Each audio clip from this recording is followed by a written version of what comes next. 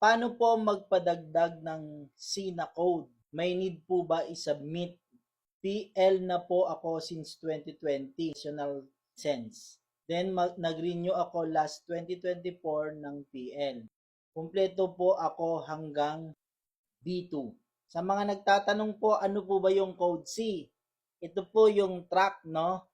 Na kapag ka ikaw ay kukuha ng code C, kailangan meron kang B2 na 4 years. Kung kukuha po kayo ng code C, baka maisipan nyo rin kumuha ng code D.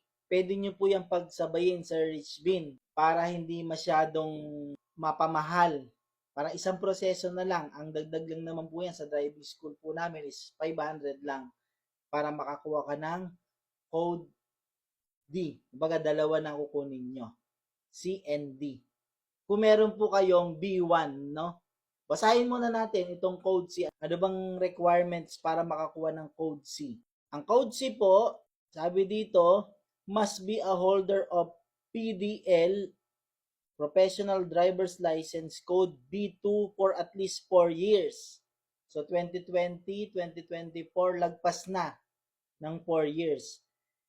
Must have equivalent training from LTO, Accredited Tested Training Center for NC3 or PDC from driving school prior to application. So maghahanap po kayo ng mayroong Code C na driving school, yung accredited, makakapag-release sa inyo. Code D naman, must be a holder of Code B1 na professional, at least 4 years din, same lang. Kailangan din siya ng PDC. So, pwede nyo na pong pagsabayin niya. Sir Rich Bean. Ano pong gagawin nyo po? Punta kayo sa hanap kayo ng driving school na nagbibigay ng C. Pag nakapasa po kayo doon, 8 hours po yan, bawat code. Punta na kayo ng LTO. Prepare nyo lang po yung inyong sarili for examination and practical exam. Tapos, pag naipasa nyo po yon ay, ayun, meron na kayong code C sa inyong driver's license. Pwede na kayo mag-drive ng truck.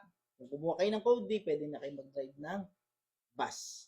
Sana nasagot natin yung tanong, Sir Rich Bean. At good luck sa inyo pong journey na pagkuha ng driver's license code na CND. Laging magtagubilin sa ating pagbiyahe at laging maging caring sa pagmamaneho. Muli po, salamat po sa